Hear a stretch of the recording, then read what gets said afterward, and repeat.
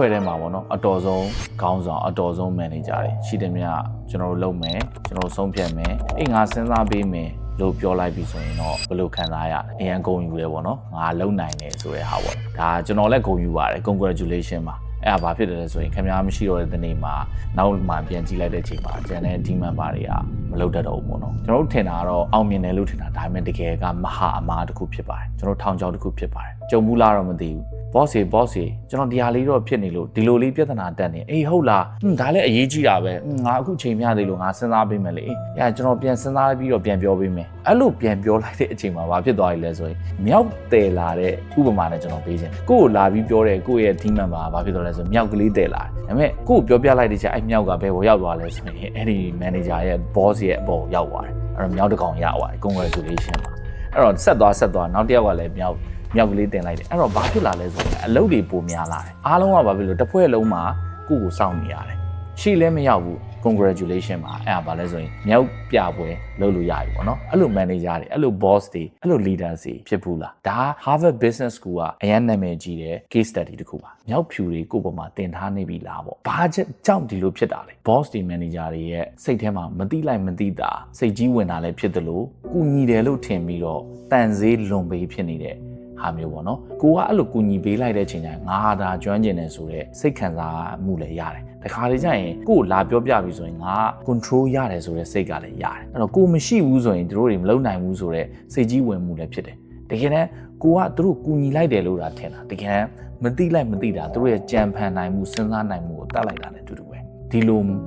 မြောက်ဖြူတွေယူတဲ့အမှုအကျင့်ကြီးကဒီအဖွဲထဲမှာရှိနေပြီဒါဒီတေလောက်အောင်အန်ဒီရဲ့ကြီးပါတယ်အဲ့တော့ဟုတ်ပြီဒီလိုမြောက်ဖြူတွေကိုမလာအောင်ကျွန်တော်ဘယ်လိုလုပ်မလဲကျွန်တော်၃နည်းကျွန်တော်ပြပြမယ်နံပါတ်1နည်းကဘာလဲဆိုရင်မြောက်ဖြူတဲလာတယ်โอเคတဲလာတဲ့လူကိုအဲ့ဒီမြောက်ကိုပြန်ပေးရမှာဖြစ်ပါတယ်ဥပမာပြောပြမယ်ဆိုရင် boss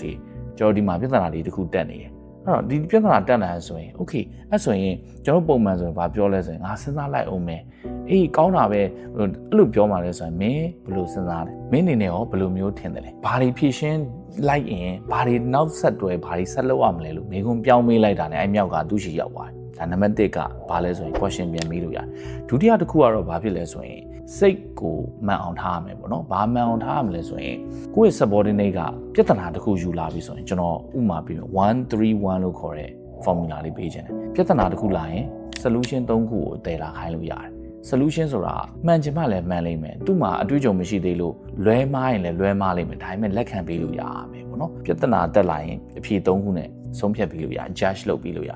ကိုကဒိုင်လူကြီးပဲတကယ်တမ်းခြေစွမ်းပြပြီးကမ်းမှာသူတို့ဖြစ်တယ်အဲကြောင့်မို့လို့131လို့ formula လေးနဲ့မြောက်လေးကိုပြန်ထည့်ပေးလိုက်လို့ရတယ်ပေါ့နော်နောက်တစ်နည်းလုပ်လို့ရတာပါလဲဆိုရင်ကိုကအရန်အရေးကြီးမှန်းလည်းသိတယ်အချိန်ကလည်းမရဘူးဆုံးဖြတ်ရတော့မယ်ဆိုတဲ့အချိန်မှာဘာလုပ်လို့ရလဲဆိုဒီပြဿနာကိုကျွန်တော်တို့ကသူ့ကိုပြန်ပြောလိုက်လို့ရတယ်ခုချိန်တော့ငါ decision ချလို့တော့မရသေးဘူးမင်းလည်းပြင်ဆင်မှုမလုံလောက်သေးဘူးပေါ့နော်အရေးလဲကြီးတာဖြစ်တဲ့အတွက်မနေ့ပြန်10နိုင်ရရင်လိုအပ်တဲ့သတင်းတွေချက်လက်တွေကိုစုစည်းပြီးတော့ဖြစ်တင်ဖြစ်ထိုက်တဲ့အဖြေ3ခုကိုမင်းရှာခဲ့ပါလားမနေ့ပြန်10နိုင်တဲ့ငါတို့ပြန်တွေ့မယ်ဆိုပြီးတော့မြောက်ကိုပြန်လွှဲပေးလိုက်လို့ရတယ်တကယ်ပြောပြကြည့်မယ်ဆိုရင်အဖွဲတစ်ခုမှာအတော်ဆုံးအလုတ်ဆုံးအကျွမ်းဆုံးဖြစ်နေပြီဆိုရင်အနေအမြင်မှမြန်များပါတယ်ဒါသည်မတိလိုက်မတိတာ leader တွေမှာ